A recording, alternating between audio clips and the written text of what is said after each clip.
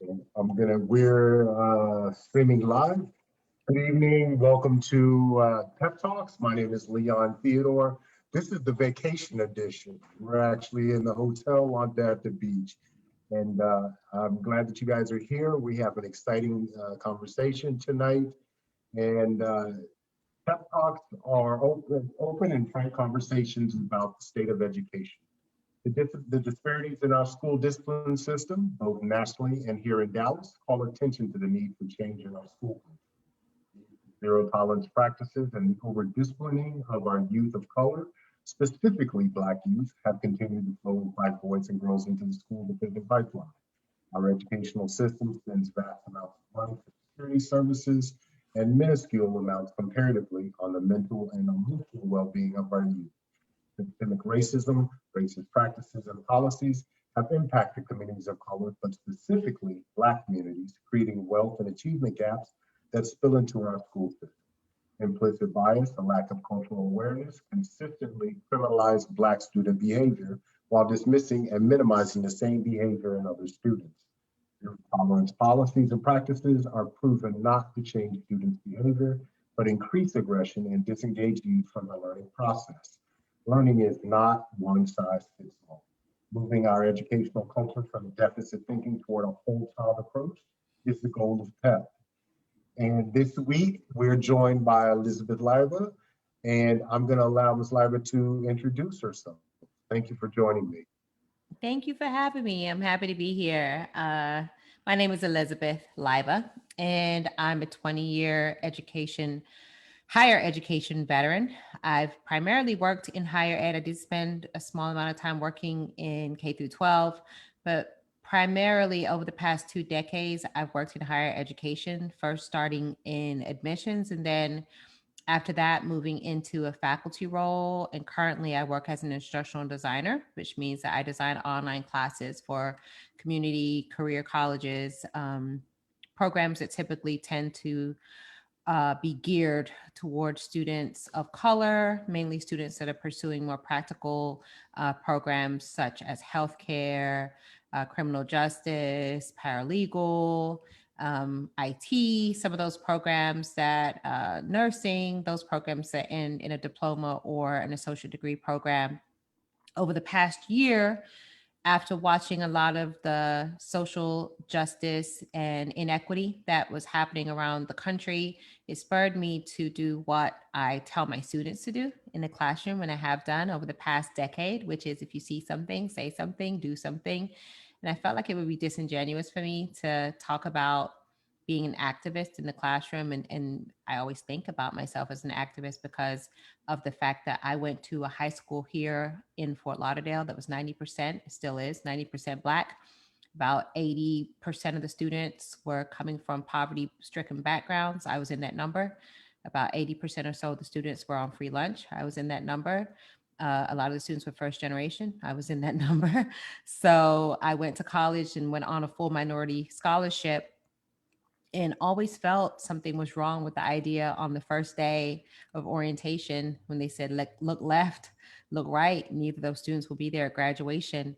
And when I did go to the higher education sector, a part of what I decided to do was to represent and provide a model for students that looked like me and to show them that there was a better way. I had amazing high school teachers that instilled in me a sense of community, a sense of self-worth, a sense of the culture and our history and the importance of uplifting us and letting us know that we could accomplish anything, even though outside the door and outside the gate of the school, there were drug dealers, there were people selling, using, walking up and down, homeless, whatever the case may be, that didn't have to be us.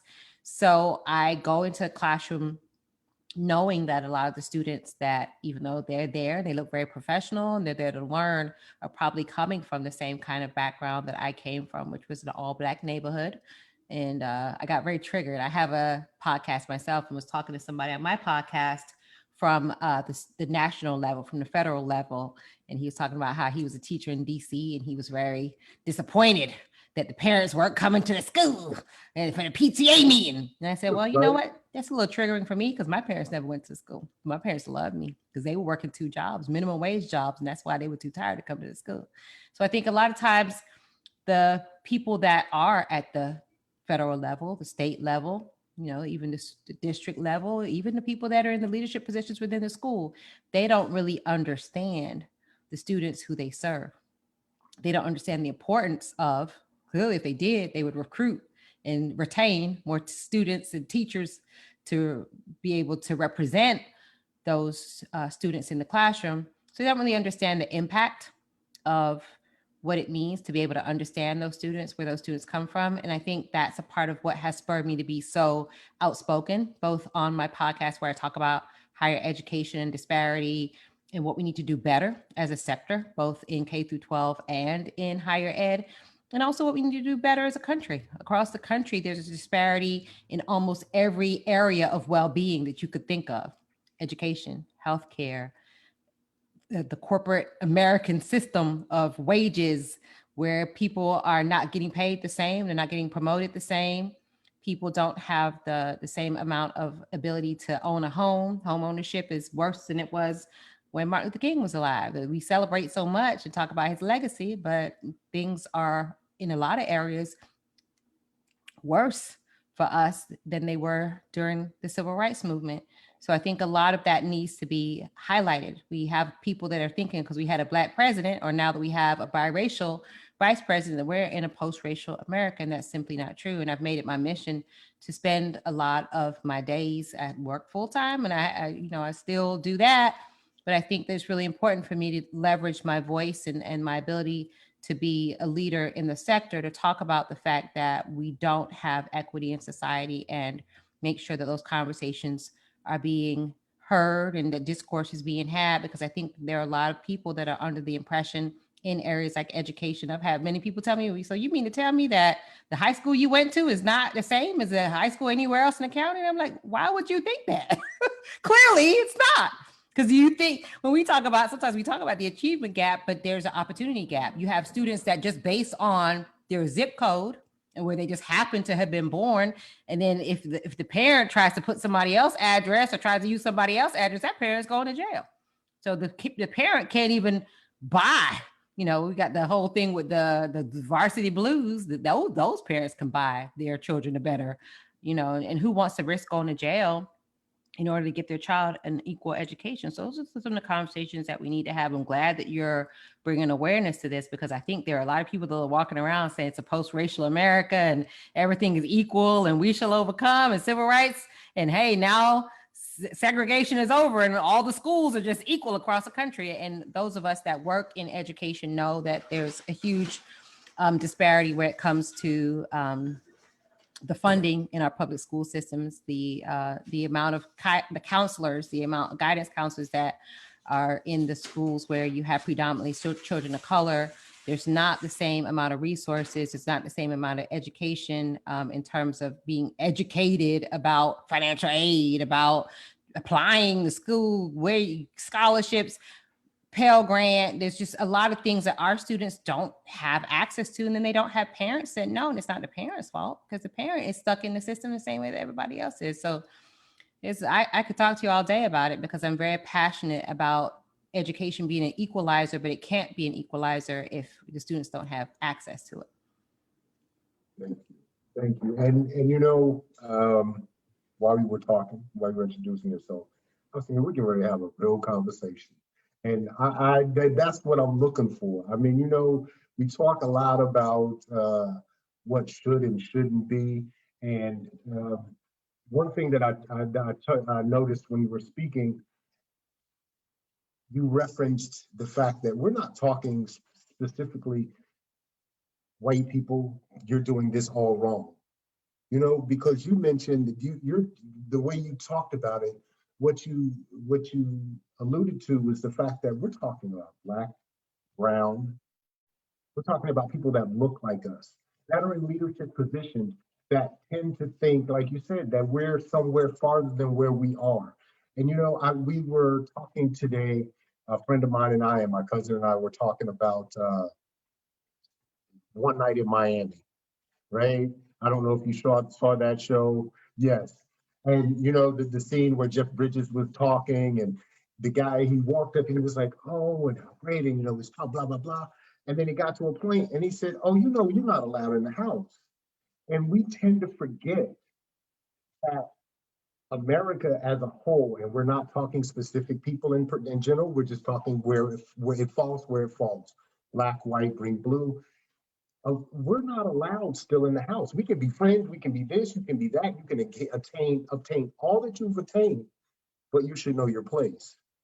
And we tend to think that once we've gotten to a certain place, we forget that this system, especially in education, still says you know who you are, you know where you belong.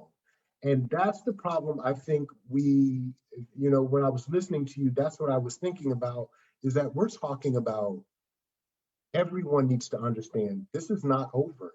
The fight is not over. We still need to educate others on who we are.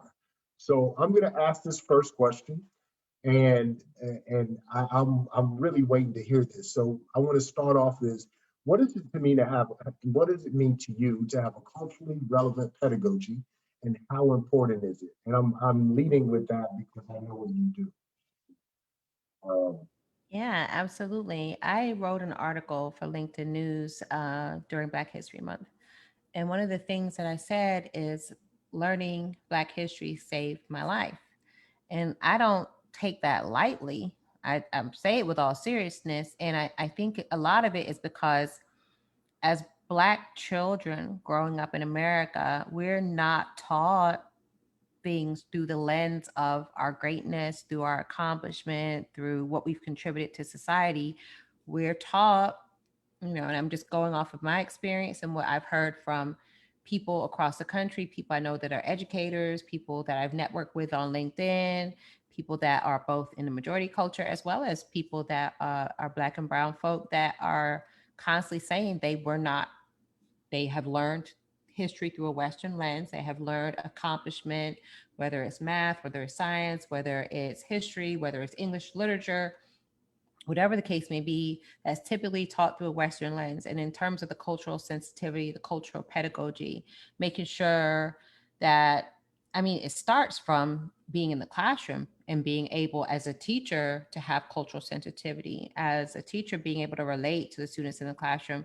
And you related to this in terms of the suspension rates, that we know that those are higher for Black and brown children, expulsion rates being higher, just getting sent to the office and just being, censured for doing something, even if it's just in the cafeteria. Hey, sit down. That Black child is more likely to be told sit down. I saw something on social media where the child was dancing on the table. A Black child, that little dance that they're all doing on social media. And the teacher, whoever it was, I don't know if it was the assistant principal, whoever, came and snatched him off the table. I'm like, that lucky that wasn't my child. And I'm gonna tell you something. You can stand there and tell him get down off the table all day. I don't care what they're doing. You do not put your hands on somebody's child. And a lot of people, even Black people, were like, well, he shouldn't have been on the table. I don't care if he was on the table. I don't care if he was flying around in a helicopter in the cafeteria. You cannot put your hands on anybody unless they're fighting and they're hurting each other. If he's just on the table doing a little TikTok dance or whatever, and I think somebody was filming it, but when he got snatched down, that got filmed for TikTok. There is something where if a Black child is doing something, they're a criminal. They're a thug. Now he's going to be a drug dealer. He's going to be the Al Capone. But if a white child is doing something, they're just, playing around. They're just being rambunctious. Our children you talked about the school to prison pipeline. Our children are criminalized from a very young age.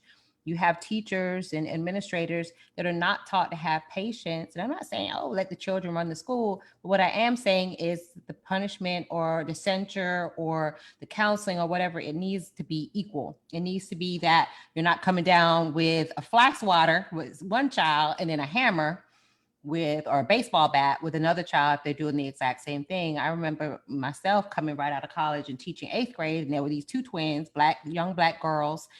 And they were like, they're so bad. They're so rambunctious. They're going to come in your class and they're just going to run your whole class. And I got in the class. I was like, y'all don't sit down and be quiet. And I remember I actually was in the talent show And I danced with both of them, and we put on a show, was doing some dance to some music, and everyone was cheering. Because I was just like, you just gotta get on their level and just relate to them. They're rambunctious, but so what? I was rambunctious at that age. I was, being loud at that age. And I think sometimes the cultural aspect of it is that you have predominantly white women that are teachers. I mean, statistically, that's what's happening. And we don't have enough Black and brown teachers that relate to the children that are in the classroom. We have what's going to happen in the next 10 years is it's going to be a multicultural majority. And that's just not me speaking, that's the Census Bureau. So you have children now that are being born that are young, maybe 5 or 6. And by the time those in the next decade or so, those children in high school and on their way to college, that is going to be about 30% or so, those Black and brown children. We're talking about Black children. We're talking about Latinx children. We're talking about biracial children, just a whole smorgasbord that are going to start to be the majority. And we don't have teachers that are prepared to deal with these students. We don't have curriculum that addresses these students and is teaching things through their lens. And then you're saying, well, the children aren't, they're not paying attention. They're not reading. They're not listening. Well, I wouldn't listen either. If none of the material relates to me, if I can't see myself in the material, the teacher that's teaching it doesn't look like me. The material doesn't speak to me. I think when I say Black history saved my life, it's because I had Black teachers that were like, it was the opposite of Roots. They came in with their kente cloth. It was the 90s. So everyone had their beads. And I remember my teacher, he passed around a book. It was a book of African names. And he said, that name that you came in here with, my name Elizabeth. Your name not Elizabeth no more. Pick a name out that book. That name is going to be your name. And when you come in here, that's what I'm calling you. And I actually felt a sense of pride. I would never forget. My name was Amina. And that was the name I had when I walked in that classroom. And he referred to all of us by our African names. And we talked about the greatness of Africa and the civilizations of Africa. I had a pride in, I'm not a slave. I'm not someone that is just a piece of property or someone that's never accomplished anything. I looked in that book. It was The African Origins of Civilization by Sheikh Anta Diop. And I looked and saw those pyramids. And I said, Black people built the pyramids? I was mind blown at like 14 years old or 15 years old. The idea that we have been kings and queens and we had these great civilizations, we had accomplished so much. If you telling someone that's 12 or 10 that they're just a slave, what do we think that child is going to do? And then when the child has been criminalized because every time they laugh or they jump up or they say some little crack to their friend and they going back and forth, we know about that. So when they do that, I'm like, well, y'all be quiet. And I don't want to hear nothing else out of you. The other teacher that's not familiar, not to say that we're supposed to just let the kids run the classroom, but understand that our kids can be rambunctious. Our kids can laugh. Our kids can have fun. I have to do that with my own kids. Sometimes I'll go in the store and they're being loud. I'm like, shh, stop. And it's like, they're kids. Kids laugh. Kids have fun.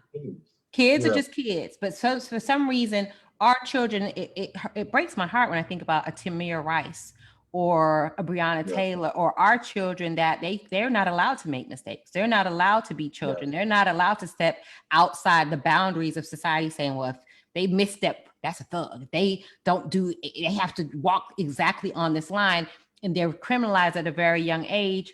And a Kyle Rittenhouse can be 17 and shoot someone in the face. And it's like, oh, well, he needs a second chance. Well, our children don't need a second chance. Had a bad day, right? We're not allowed to have bad days. Our children are not allowed to have stress. Our children are literally, okay, that person is going to be a bad, they're on their way to dealing drugs, jail, robbing, if we don't snatch them down off the table because they're doing a little TikTok dance and slam them in the ground because you don't do that. Okay, he was on the table. Get down and stop. Nobody cares about that TikTok. Just get out. Nobody's going to watch. You're going to get like 3 likes. That's what I would have said. And then I would have gotten down real quick, right? It's like we have to learn how to meet our children where they are, relate to the children. And I think a part of it is, as a sector, we're not committed to Black teachers in the classroom. We're not committed to, there's a lot of stats that are saying that we don't have enough Black teachers, and the ones that are in there are not getting the support that they need. They're not getting the professional development. They're not getting any of the mechanisms that we need to keep them in the profession. So therefore, the children that are going to the classroom, our young people, are not getting encouraged, or not seeing themselves reflected. And I think that was a lot of why I went into education, because I did see that for me, it made a huge amount of difference. I think if I went to a PWI, and I think if I would not have had that experience of being in a predominantly Black high school and went to that PWI, I don't know if I really would have thrived at What all. PWI is? Explain it to Predominantly, oh, for those that don't know, that's a Yeah. predominantly white institution. Yeah. And sometimes, that lingo comes out, the PWIs. Yeah. I'm glad you said that, because I was about to talk about HBCUs too. So we have the historically Black colleges and universities, where a lot of my friends that I went to high school with went there, and their swag was so different. They were coming out and they had the confidence. Even if they had gone to a high school that was in the suburbs, when they went to a Florida A&M University or a Morehouse or a Spelman, Clark, some of these schools that are historically Black colleges and universities, that they, like we talk about on my podcast, they speak life into their students. They tell them you're going to be successful. They're graduating the majority of doctors, lawyers, engineers, nurses, any profession you could think of.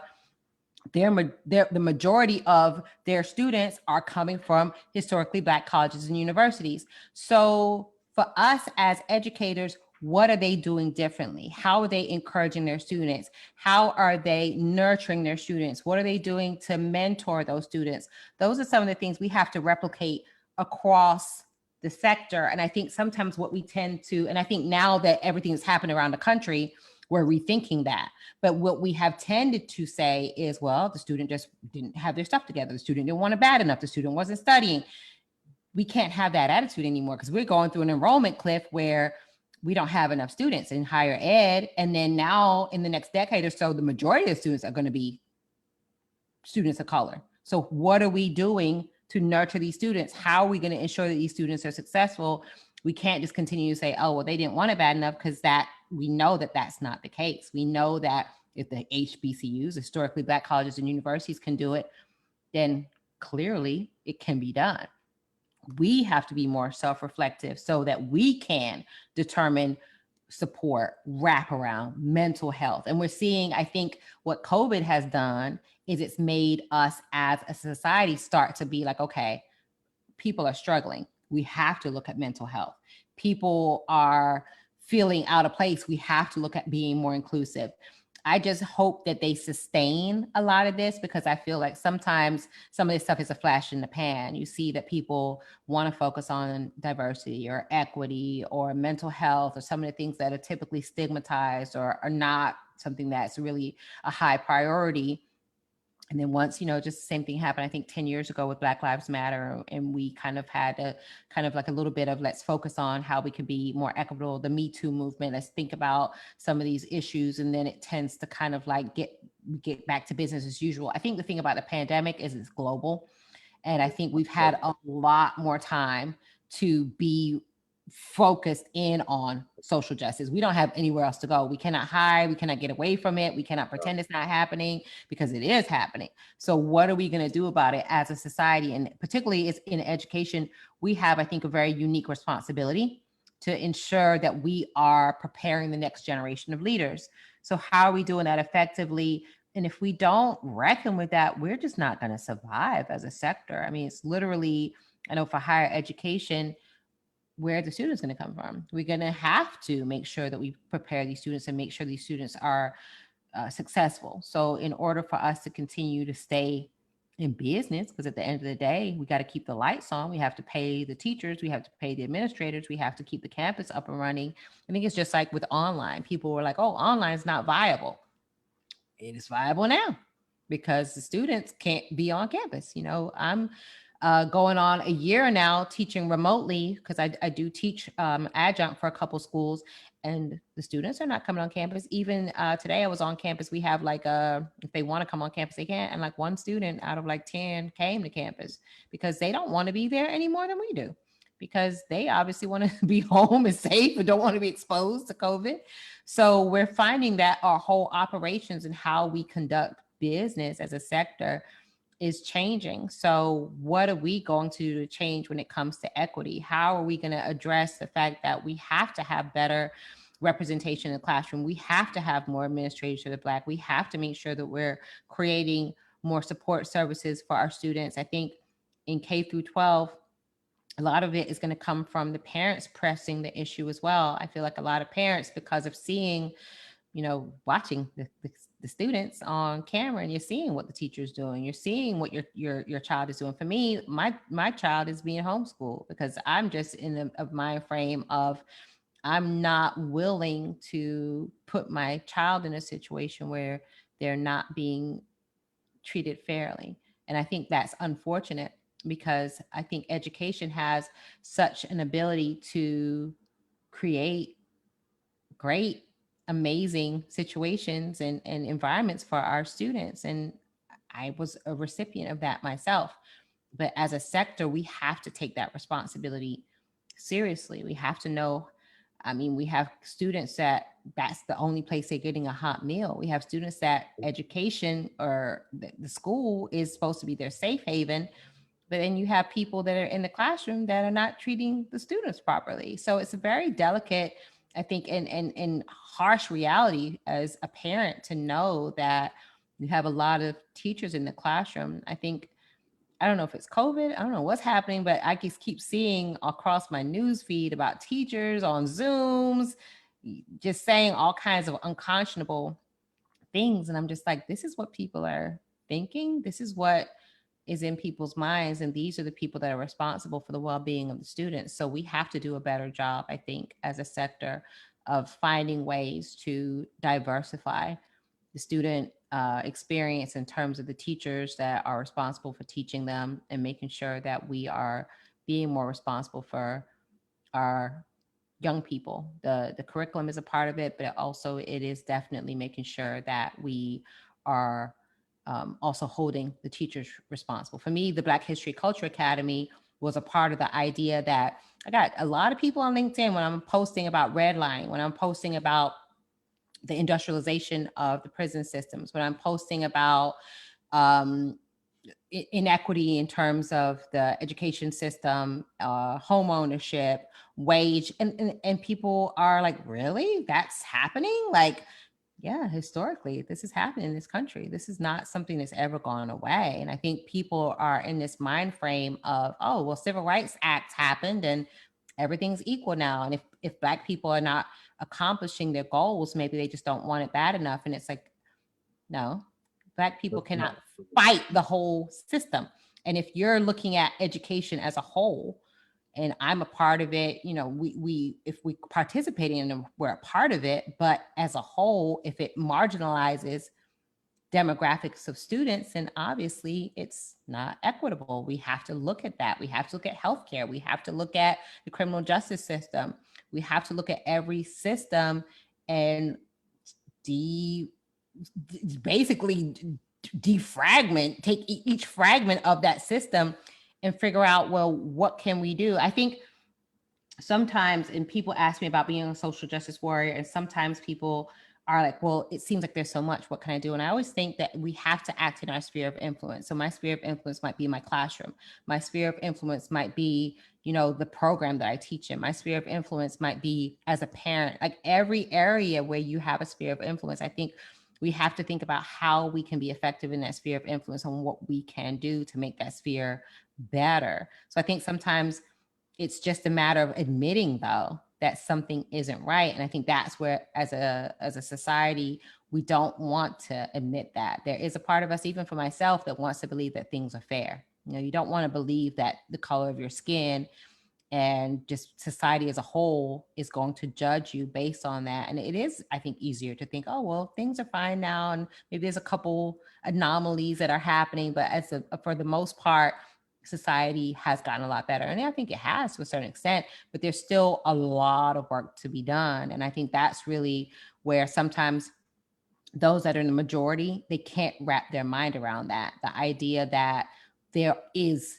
a ton that still needs to be addressed as far as our society. And in order for us to fix it, we have to acknowledge it, and I think part of why I did Black History Culture Academy. When we think about pedagogy, when we think about why it's so important to have a culturally sensitive curriculum, is that's the beginning of where children start to form their frame of who they are as a person. So we have to, in the classroom, instill a sense of pride. We have to, in the classroom, instill a sense of that they can accomplish anything. We have to, in the classroom, there's a lot of studies that say that, white teachers expect Black students to perform poorly, more poorly, less well than a student that's white. They're going to be more likely to have that child be disciplined for the same infraction as a white student. So we're starting very early in stigmatizing and criminalizing our students of color, particularly our Black students, and then it just continues from there. So if we can instill that sense of pride in them, but I think the curriculum can only do so much. We have to have teachers that are invested in the success of the students, and the administration has to make sure that that's what's happening, because it starts from the top. So if you're instilling that, I know where I taught K through 12, the principal was Black, and he was very intentional about what he was doing. We have to have administrators that are intentional about what's happening on their campus. And then if the people don't want to abide by that, then that person's not going to be successful there. So I think it really is just step by step by step. What are all the key components that it's going to take for our kids to be successful? Because that's the beginning of it all. I love all this across LinkedIn and all across the country. DEI. When someone's a grown adult, I'm kind of like, you're 40 something. I don't know. I would rather start in kindergarten and start there and make sure that we don't have to, even Frederick Douglass said that it's easier to work with a child than to fix a broken adult, a broken man, right?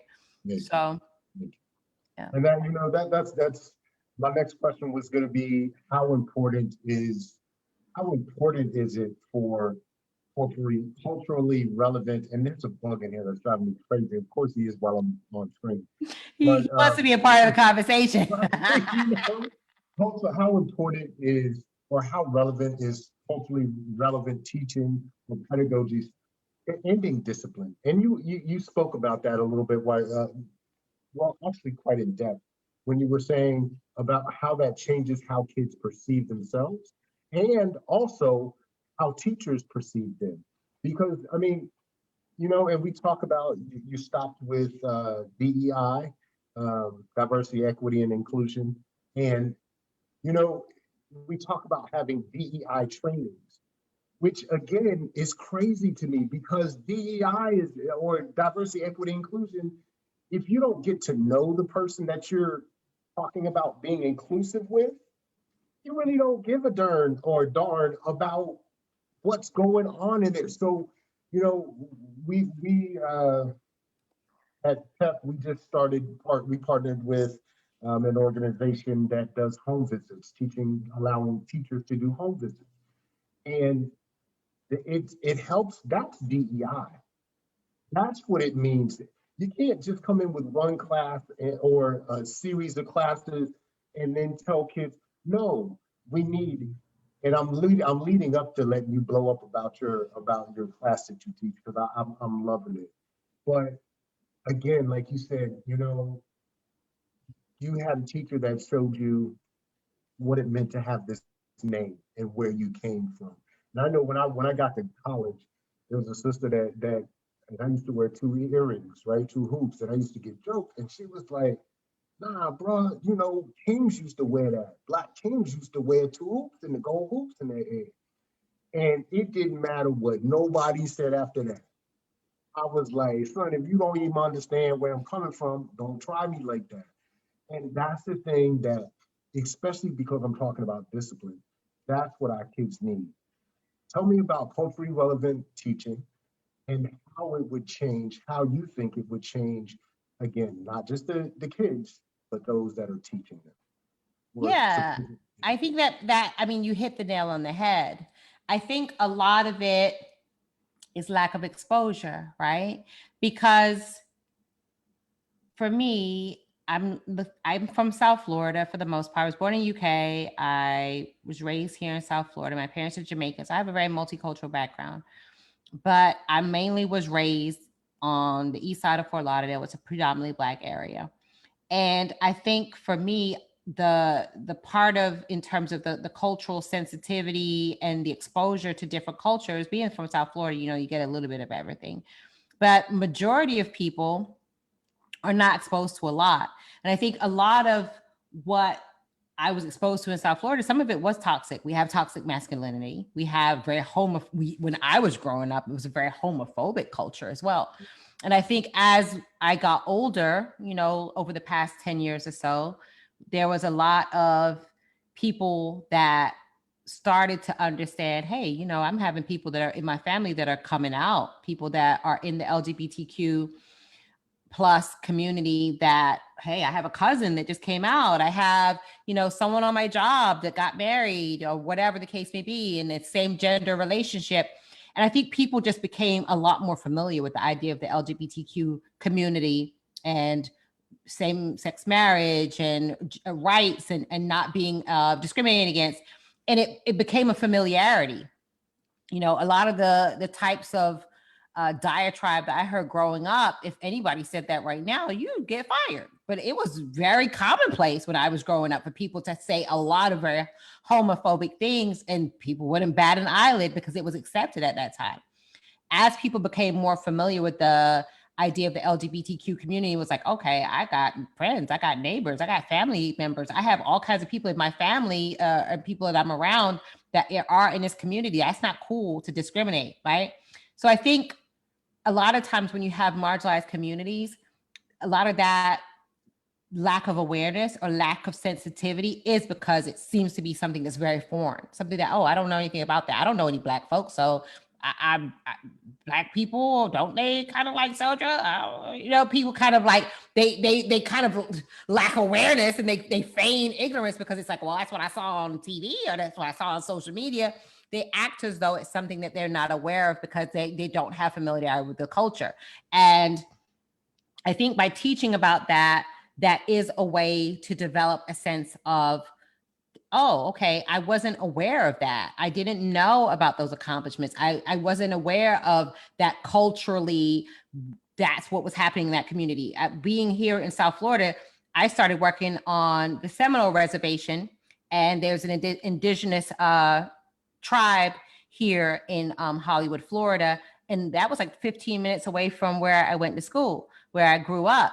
And I became the editor of their newspaper. I worked as the editor of their newspaper about 4 years and had no idea about the Seminole culture, no idea that they lived in the Everglades. They knew how to wrestle alligators because they literally wrestled alligators, right? That you go on the reservation, they do it for tourists. It's like a show. But they have casinos. They actually ran into the Everglades, and some of them are Black as well. People would ask me, are you Seminole? And I'm like, no, I'm just a regular flavor Black person, because they have Black Seminoles that actually mixed with enslaved folk, and they had their own reservation here in Tampa because they literally did not want to go on the Trail of Tears with Andrew Jackson on our currency, was taking people and putting them on the Trail of Tears and taking them into the Midwest, and they were going on these reservations, and the Seminoles were like, we'll live with the alligators rather than do that. That was something I had no idea about until I worked on a reservation. I was like way after college that I worked on the reservation. So I guess I say all this to say LGBTQ, indigenous. These are just two examples of culture that I had no exposure to. And you could see how having exposure to that culture, understanding a little bit more about their background, seeing some about their struggle, being exposed to their history can give you a totally different framework about who that person is. And you can even become more empathetic. You can become more aligned with their struggle and even become a champion for them. I saw that on the reservation where people would go hard for the Seminoles because they were like, they really had it rough there. They really had to go through a lot. But if you didn't know that and you've never been exposed to their culture, you're just kind of like, oh, they're just some people, they have some bingo halls down there. You didn't know unless you had learned about what they were all about. So I think people sometimes tend to underestimate the power of education. They underestimate how aligned you can become and how much more sympathetic you can be if you see somebody else's struggle, if it affects you because it's a part of your day to day. You know, if it's something that I saw that working in addiction treatment, another marginalized community that struggle with mental health, people that are addicted to drugs. And you would see people that were struggling with mental health, that were depressed, anxiety, also co-occurring disorder being drug addiction. And for a long time in the 80s, if you were on crack, you were just morally raft, Yeah, right? You just right. were a bad person. You were hooked on, the pipe. Now you see people are hooked on prescription pain medication. Sometimes that escalates to heroin or whatever the case may be. And now people are saying, oh, I have someone in my family that struggle with that. I have someone that I know, a neighbor, so-and-so's child. So now people are understanding that, hey, that doesn't mean that person's a bad person. That doesn't mean that person is just morally corrupt. What that means is that person probably already had some kind of mental health disorder, and now they're addicted to drugs, and they're using the drugs as a coping mechanism. And now this person needs help. If you would have said that in the 80s, when women, we saw a lot of Black women hooked on crack, people were like, that's just a bad person. That person doesn't care about her children. That person's just out here scoring drugs. They need to just stop. I even thought that before I worked in the addiction treatment field. I was just like, well, if someone's hooked on drugs, can't they just stop? I mean, can't they just decide they don't want to do drugs anymore? I had no idea just how much of a devastating mental illness that was. So a lot of times, I mean, we can learn just how exposure to a community, someone that's struggling with something, someone that's not like us, someone that is, we're talking about mental health, when we talk about neurodiversity, when we're talking about LGBTQ, when we talk about Black folk. I think sometimes people tend to feel like, oh, if you're all about Black folk. I'm about people that are marginalized in society, people that need help, people that need to be uplifted. And I think sometimes if people are exposed to something, in this case, Black history, it gives them a sense of, I can understand better now what this child is struggling with. I'm not sitting here on judgment of, oh, they just need to get it together, or, oh, they just need to work harder. No. How can you work harder to overcome a whole system of oppression? That's absolutely impossible. Nobody can. No, the same way someone in the LGBTQ community couldn't just get married because it was against the law. So to say just you didn't want it bad enough, did they not want to get married bad enough? Of course they did, but they couldn't because it was illegal. So I think we need to put these things in perspective. Let's not forget that 40 years ago, 50 years ago, civil rights movement, we're talking about less than a lifetime ago, how a lot of these things have progressed, and it hasn't been like dinosaur days. We're talking about a lifetime, less than a lifetime ago. If we're talking about 55, that We're talking about when I was a kid. We're not talking absolutely, about, right? You know what I'm saying? yeah, Let's not, we don't need to make it exactly. like Let's it's a not, lifetime. No, this is yeah, when I was young. exactly. This And is I when and the I have heard censorship. white folks say that. Oh, I went to a segregated school. So you went to a segregated school. Yeah, So how right. are you? So why do you think it was so long ago? You were there. You were literally in the school that was segregated. So how are you now turning around and saying people need to pull themselves up by their bootstraps? Like And Martin you Luther know King what it said, was. that you know what it is. Martin Luther King said it. How are you going to ask somebody to pull themselves up by their bootstraps if they don't even have boots? That's the most ridiculous thing I've ever heard. That's where, because we're gonna go into your utopia, but that's what I'm not. I really am trying to, because I am trying to work with teachers. I am trying to work with you because you don't expect less of someone, right? You don't expect less of the kids, but you do have to give someone a level playing field to start. And our system, education, is built for whites, and the system itself is to get, I was telling someone this the other day, they have safety nets that are built into the system for them. We are trying to make our kids conform to a system that Those safety nets don't exist for us. And you're telling these kids, do this, do that, do this, and it'll be okay. No, it won't be okay Not at all. because that is not how it was built. You don't have those safety nets built in. So what I want to do, what I see you doing, and like you said, you started off with, if you see something, do something. And that's what I like. You are one of my, I say this to the people say, you can say, you say that all the time. But that's why I'm interviewing people that because you guys are my heroes.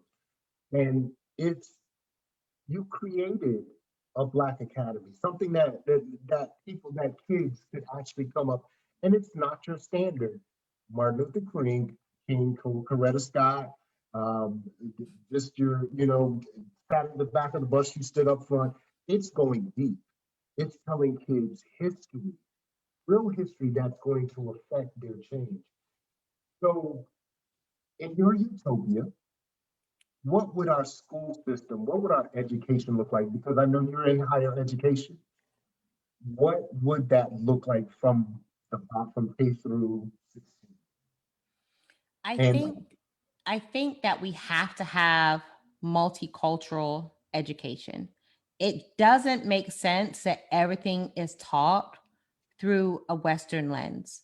So you have the majority culture, and a lot of it is just a money grab. You have like 4 or 5 textbook publishers, McGraw Hill or whoever the publishers are, and they're the only ones that are churning out these textbooks, and the textbooks are inaccurate. I taught from one. I taught 8th grade American history, and I think there was a big controversy about the verbiage about the enslaved blacks and being migrant workers and coming from Africa.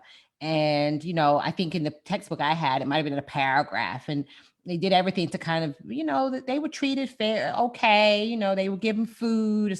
A lot of the plantation owners, they tried to, take care of them. It's almost a lot of this idea of trying to the revisionist of history, right? And I think that's just the lens that we come from as America. We don't want to. And I think another reason why here in the United States we have not been as successful in terms of overcoming is there's a lack of self-awareness. There's a lack of wanting to look in the mirror and just be like, you know what? We effed up. We effed up big time, and we just need to own it, move forward, and admit our wrongs and go forward. They did it in South Africa. They did every other Germany. They had to do the same thing. There's nowhere there was a big controversy about Robert E. Lee High School here in Duval County in North Florida, and the Confederate flag, and some of the people saying, oh, we should take down the monuments. We shouldn't take They never did that in Germany. They debating nothing because the Jewish people were not going for that. They were not going to sit there and look at a gas chamber and just say, well, I want to have a gas chamber. Just remember that that's something that we shouldn't do. No one needs to remind you not to put somebody in a gas chamber and have a gas chamber as you walk down the street. Oh, wow, that was really bad. Let's make sure we don't do that again. You don't need a gas chamber sitting there to do that. I don't need Robert E. Lee on a horse when I walk past the park for me to know that is not. But there is a part of American culture where it's kind of like that whole idea of remember the South, and the lost cause, and it's not something that's historically accurate. And I think for me, a lot of the frustration that I have as an American literature instructor and as someone that's a lover of history and just how impactful it is to know your history is that we're not teaching everything through this kaleidoscope. We're teaching only just one narrow lens. And that's why you have people that don't know critical thinking. That's why you have people out here that are saying things and you're like, you really think that? Like that's literally what you're thinking, because there's a lack of empathy. There's a lack of an ability to understand that we are all in this together, that we need to appreciate and accept and embrace and celebrate everybody. It's like, hey, if you're not in this narrow lens right here and you don't abide by this and you're not walking in this line, that's your problem. You need to be here, or you're not going to be successful. And I think that's a lot of what's happened to our children. We're not given them the ability to be on all areas and all places in the spectrum and celebrate all these. I saw a video on social media and it just brightened my day. It was the two little boys and they were rapping and the teacher was, Yeah, let's yeah. go, let's go, let's get it. Hype Man And what? 101, Hi, right? he was hyping up and what? And what? And they were like, yeah, and we got Pokemon. And he was like, and what? And what? And I'm like, that's the kind of teacher that we need. We need a teacher that will take our Understand. children and Yeah. understand and embrace. And if it's a Latino child that's doing a salsa merengue, whatever it is, if it's an Asian child that is talking about their culture, let's celebrate all ranges. Not to say you got to assimilate to American culture. Actually, was a melting pot because nobody was here except the indigenous folk. So let's Right. stop saying in order for you to be successful, you have to be an American. What is that? That is whatever your culture is. That is whatever you bring from your home, from your diverse background, whatever that might be. And let's embrace that. I think sometimes people think, oh, y'all are on a black thing. No, I want to whatever you want it to be that's amplifying and making a child feel good about themselves. And if that's the Latino culture, if that's an Asian culture, if that's whatever it is, if that's a Middle Eastern culture, we need to be looking at all these different cultures and stop asking children or young people to conform to one way of being. Everybody needs to be able to celebrate all of what they bring to the table. And as a K through 12 system, I think if I had it my way, we would just look at everything through every lens and it wouldn't be just, oh, a Black history class or a Latin history class, or it would be, if you're taking math, you would learn about all the different contributions. If you're in a science class, you would learn about Benjamin Banneker. You would learn about all the different Black and all the different multicultural, everything would be multicultural because I think that way every child is represented. 40% of children, schools are very segregated. Schools are more segregated than they were during segregation. So you have a lot of schools where the majority of children are children of culture, of color. Why are we not teaching them about their culture? Why are they not learning about the richness of Latino culture? Why are they not learning about the richness of Black culture? Why are they not learning all about the greatness of what they are and who they are and what they've contributed and all about their culture? Instead, we're teaching them only about white culture. And if you say that that's something that you want to do, people are like, well, why do you have to do that? Why not? Why wouldn't I? Why wouldn't you? Even why not? Why wouldn't why you? wouldn't you, right? There's Exactly. nobody in here that looks like the culture that you're teaching or the lens you're teaching. I try to say that for kids that we're talking about, kids that are social, that are dealing on a low, they come from poverty. And you're not teaching them, you're teaching them something that has nothing to do with, when you're in poverty trying to survive, teach me how to live. Yes. Don't That's teach what they me need to do. something, right? Let's That's teach them what how they to need to live. do. That's what they And need to teach them do. how to be better. And that's Oh my what they God, need to do. girl. Oh, It's a trip. It is a trip. And I think because I went to all predominantly Black middle school, and I asked a question on I think a LinkedIn poll about how many Black teachers most people had, and most people said zero. A couple people had one. I think I had a handful of white teachers. Majority of my teachers were Black in middle school and high school. I had a lot of Black teachers, and then the white teachers that I had were very invested in the success of the Black students. I mean, they would have had to be, right? Because they were teaching in the hood. So they would have had to be understanding, and they came in there with like, they were about it because they had to be, because all the principals Black, the assistant principals Black, all the students are Black. The students are just culturally, you would have had to do that. And I think a part of it is that lack of awareness and wanting to be invested in the success of students that don't look like you. And I asked this to actually one of my LinkedIn friends, that she's a teacher. She actually works at the state level in social emotional learning. And I said, how is it that I can go to, before COVID, go to a skate park with my kids, or go to the trampoline park, or go to Chuck E. Cheese or wherever. And I'm seeing all the kids, and I'm just like, they all kids, they all bad, they all running around, they all pushing.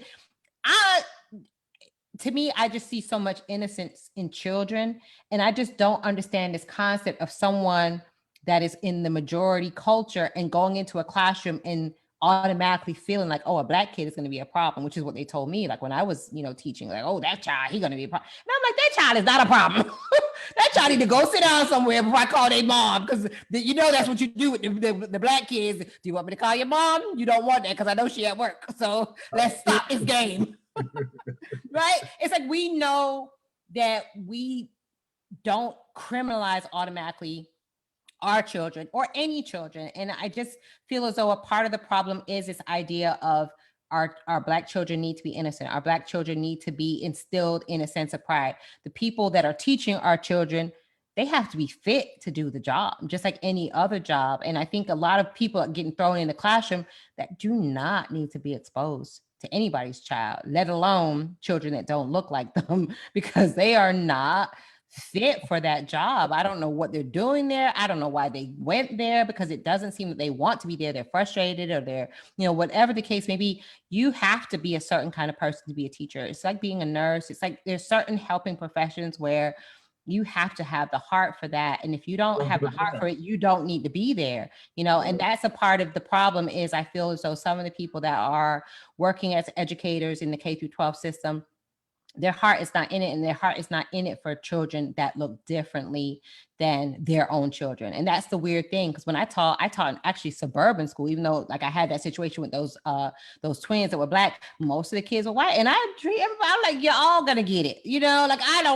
I'm not playing with any of you guys. So I came in with the attitude that I'm not playing games. We're gonna learn, you're gonna be respectful, everybody's gonna do their thing. And I just treated everybody equally the same.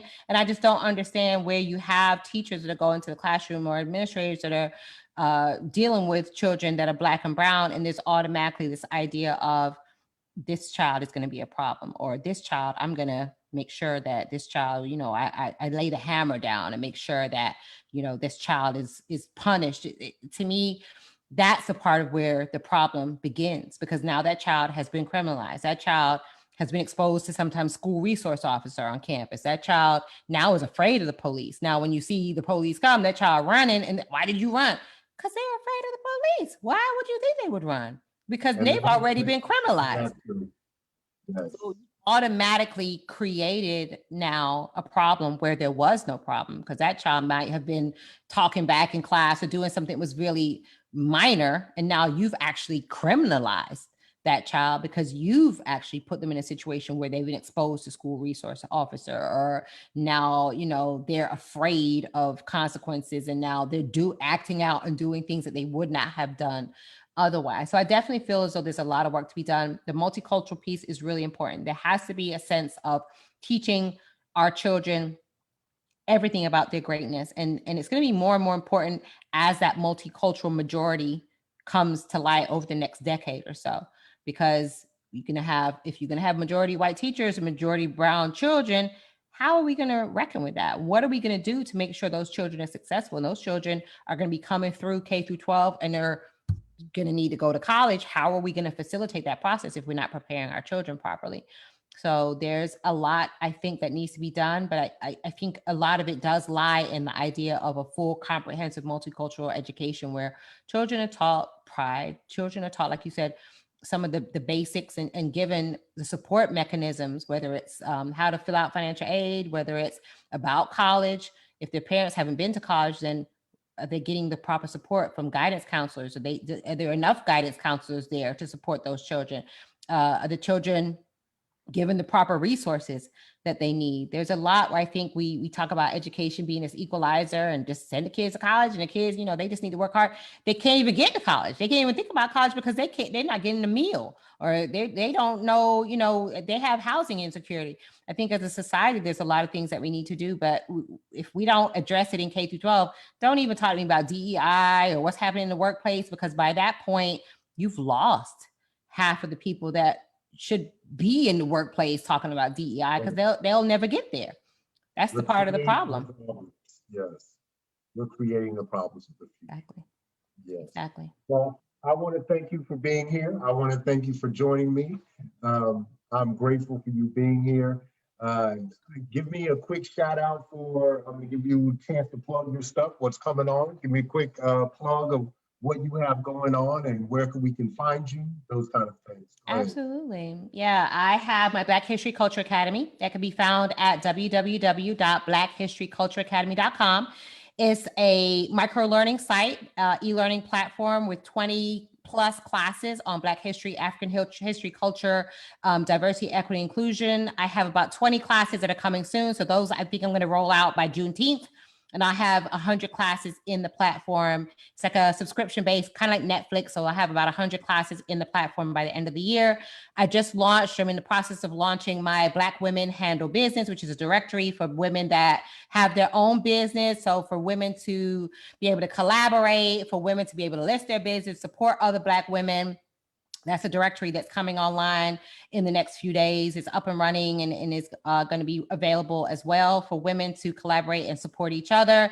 I also have a scholarship that's going to be actually coming available, I think for the fall. It's going to be available at Spelman. So we have a $25,000 scholarship for Black women who will be attending Spelman.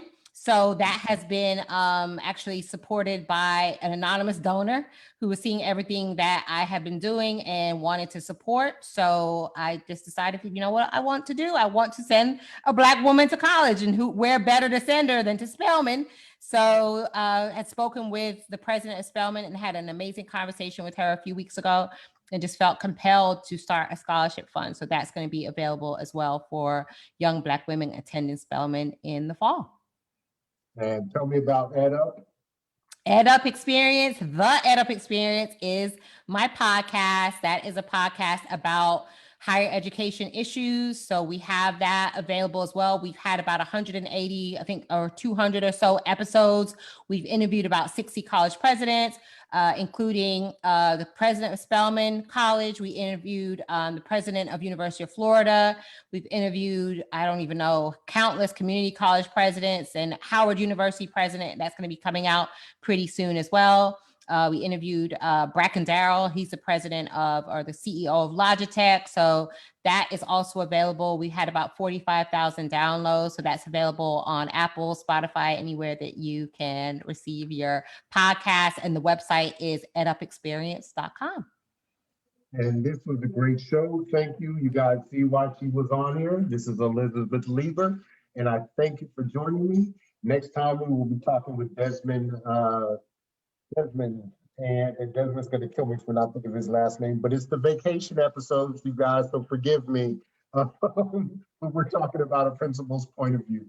Thank you, Elizabeth. You have a wonderful day, okay? Thank you, too. Thank you for having me. I appreciate you. Take care. Bye-bye. Goodbye.